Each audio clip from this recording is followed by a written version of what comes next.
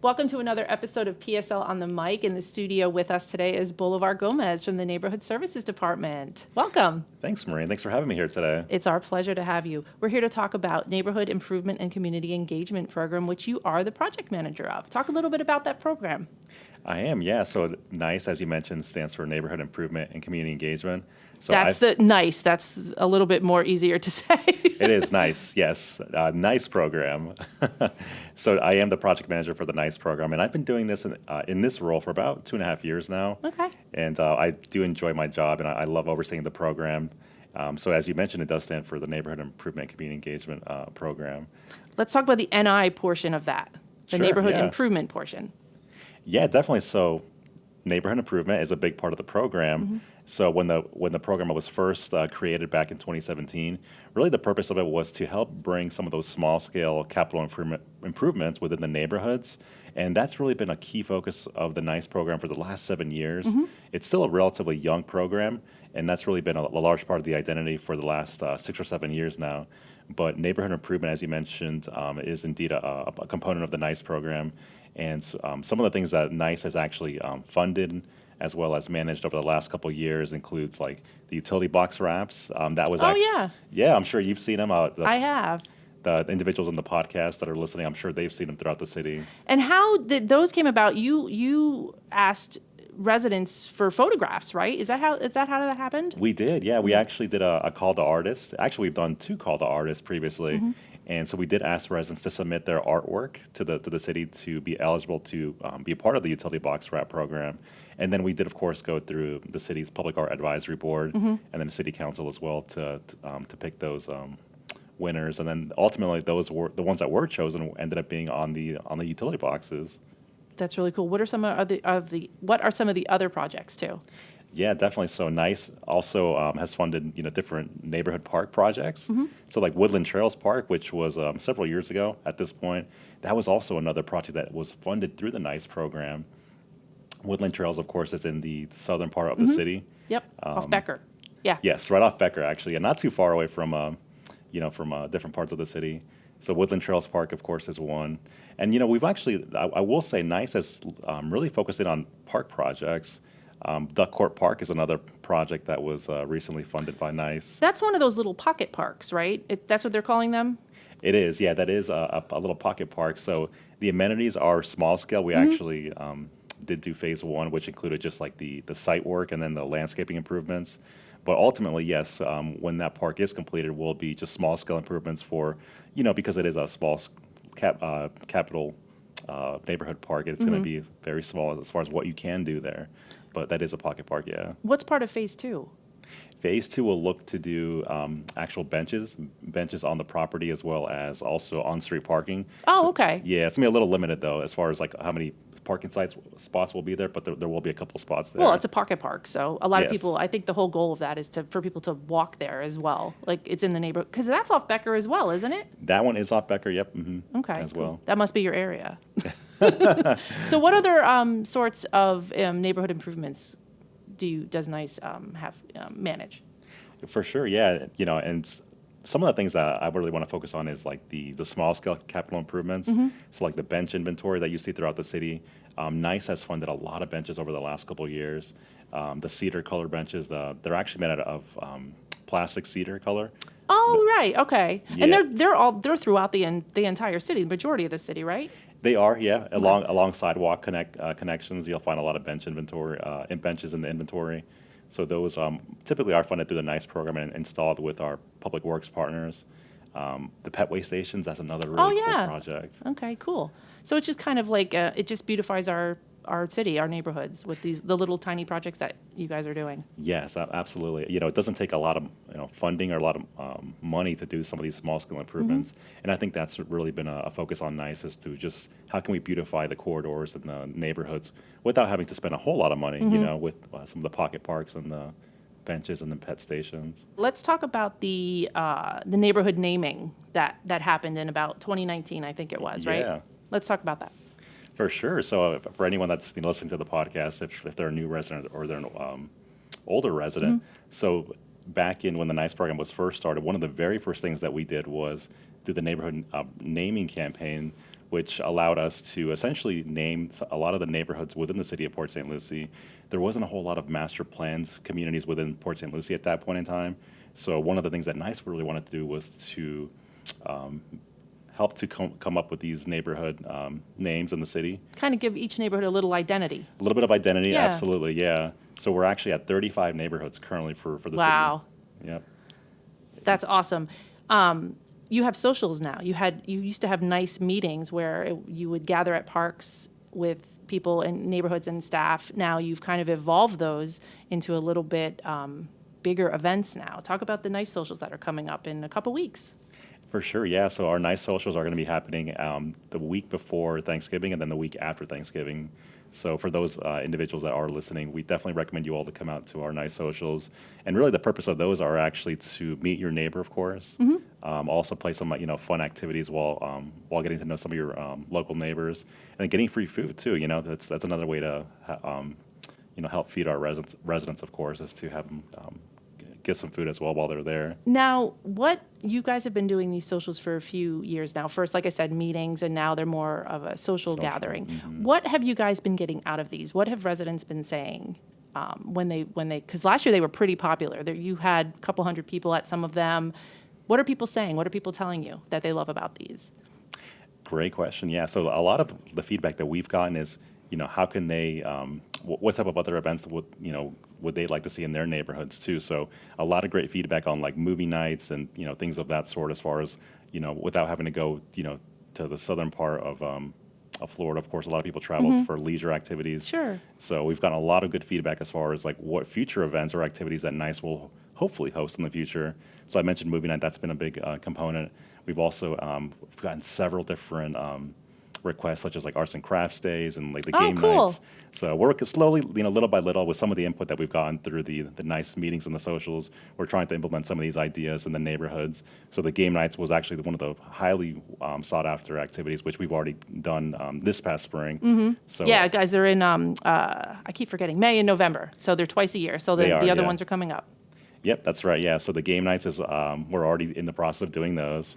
And then, we'll look to see as far as like what other ideas we get, through these socials. Hopefully, continue to implementing a lot of these in the future. And you invite city staff to these too, right?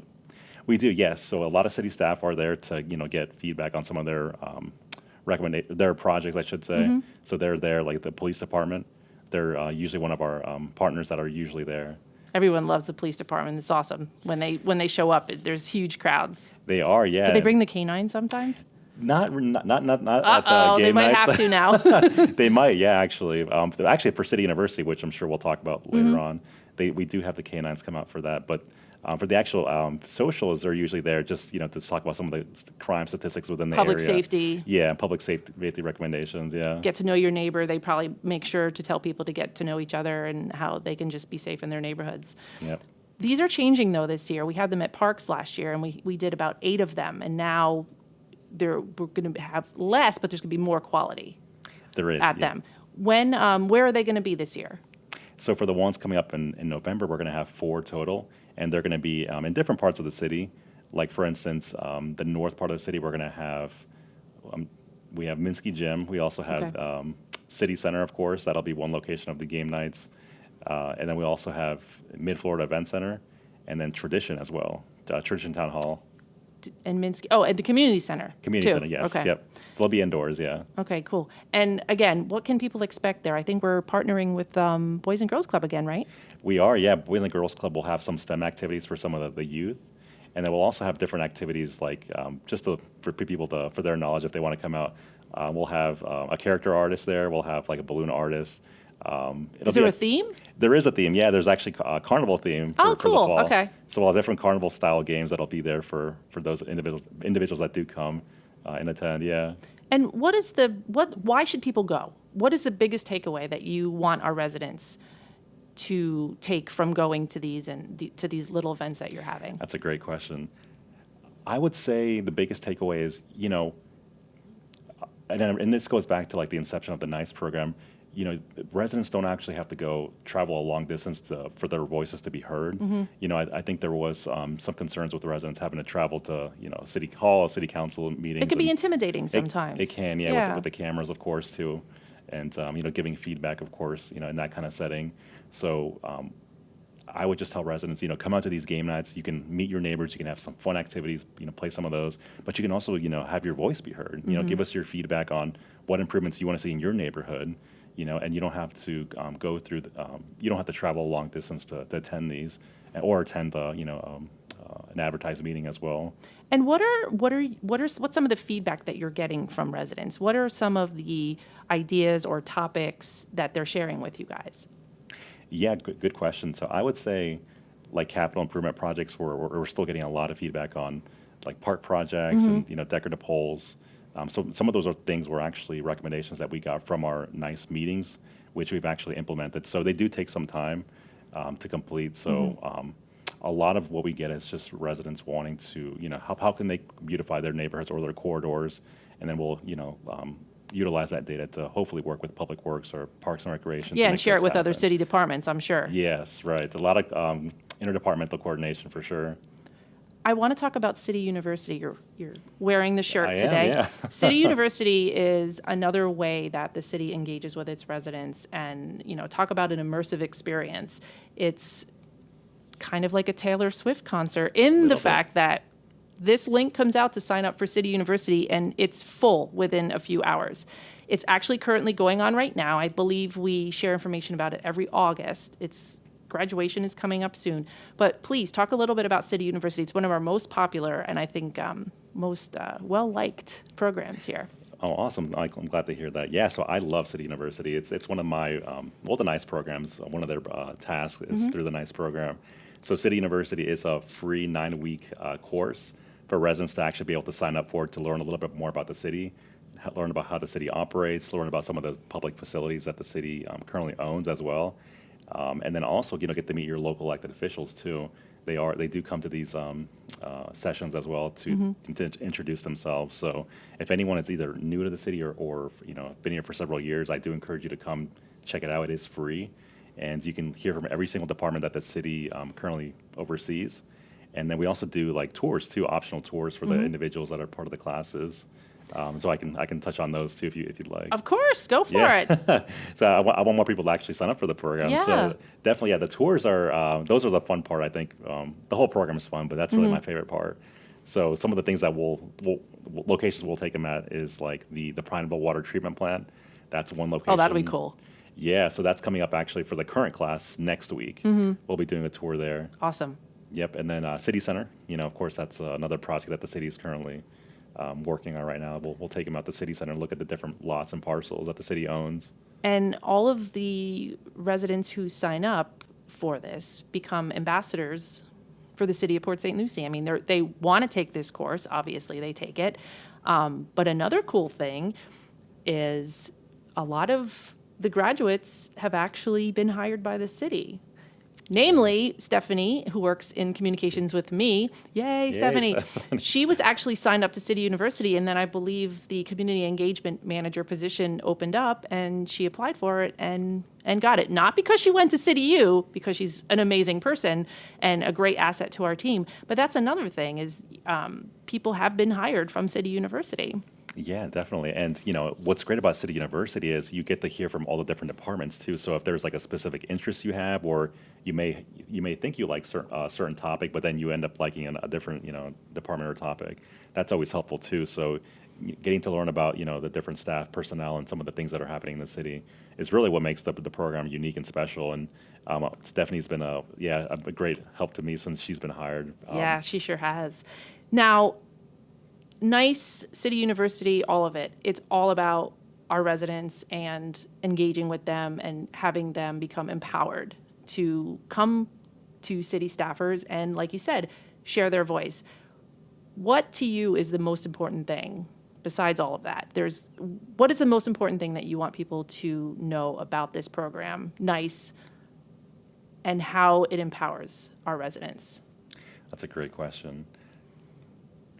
I think for me, I would say really the social aspect, and especially coming out of COVID-19, I think that the NICE program really allows individuals to come out to the parks, go out into the neighborhoods in the different parts of the city and get to know their fellow colleagues. And, some people may be new to the city that they just don't know anyone that lives in the city. That's a good So, point. Yeah, I would say, there's always opportunity to meet your neighbors and to socialize with another human being. So that's always been the most valuable thing to me as, overseeing the program is we offer so many events and activities for residents to come out and to have a good time, even if it's only for 2 hours, It's a great way to leave the house and just explore a new park site, explore a new location. And what I really like about the socials, and NICE in general, is the events that you guys have in the programs, they're a little bit smaller scale.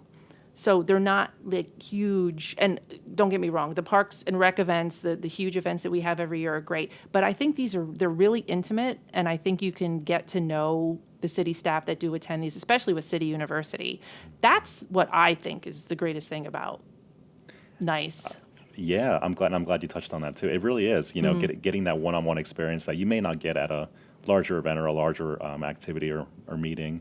That's always been a big takeaway for me too, is getting to be able to meet people one-on-one. And there's a lot of people that I've interacted with, residents in the different neighborhoods that I still talk to even today, like some of our City University graduates and people I've met through the program. So yeah, great point. That the one-on-one interaction and getting to get to have that feeling through the NICE program, I think is huge. And to make them feel that, yes, your voice is heard. Sometimes a lot of residents don't feel that way, but we hear you. We take everything that you tell us to heart, and the NICE socials and everything with the NICE program is a perfect way for them to do that. Absolutely. In the smaller atmosphere. I want to recap. We have the upcoming meetings. I'm sorry, they're not meetings anymore. They're socials. The socials, yeah. That's we right. have November 16th is at Tradition Town Hall. November 17th is Minsky Gym. November 28th is the Mid-Florida Event Center, and November 29th is the Community Center, which is right across the street from City Hall. They're all at 6 p.m. They're, about 2 hours? About 2 hours. You can come for 5 minutes or come for the 2 hours. That's really up to them, yeah. Okay, we got some games, we got some food, Boys and Girls Club. Is there anything we missed that you want to talk about? Oh, yes. I want to talk about another engagement activity, which is neighbors nominating neighbors. We have the NICE Awards that are currently going on right now. Yes, we have to talk about the NICE Awards. Yeah. So it's actually another program that NICE started, and it's been a huge success in my opinion. And that goes back to like the small scale social interaction with the residents. And that was actually done. I think we're on year 3 now at this point. Okay. But there's a couple different award categories that the people can actually go online and see some of the award categories, which if you go to cityofpsl.com/NICE. We've been sharing You'll them see on those. social media You'll see too them, for yep. the past couple weeks. I think we have 4 or 5 posts out there. Yeah, definitely. So, and those are active until I think December 3rd is the final day to submit. And that really allows residents to nominate their fellow neighbors for either an activity or something nice that they've done, in their community within the last year. So I think to me it's valuable to highlight those individuals that have done those things, because everyone deserves some type of recognition, even if it's on a small scale.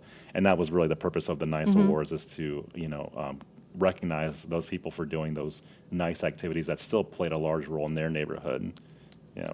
And there's 3 awards. One is for an organization. Another is for, I think, just a neighbor. Yep, Neighbor of the Year. And what's the third one?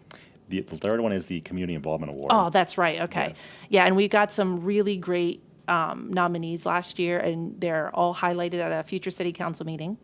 But you also work with for PSL and Lights as well, and you have the neighborhood with the most Christmas lights, or the neighborhood with the most engagement for PSL and Lights. That's also one award too. That is an around award. the same time, right? Yeah. So that's another way to get recognized as a neighborhood. You can get an award to recognize your neighborhood as for that particular award category. So some of the awards vary. Some are for individual neighbors. Some are can be for a local business owner or a nonprofit.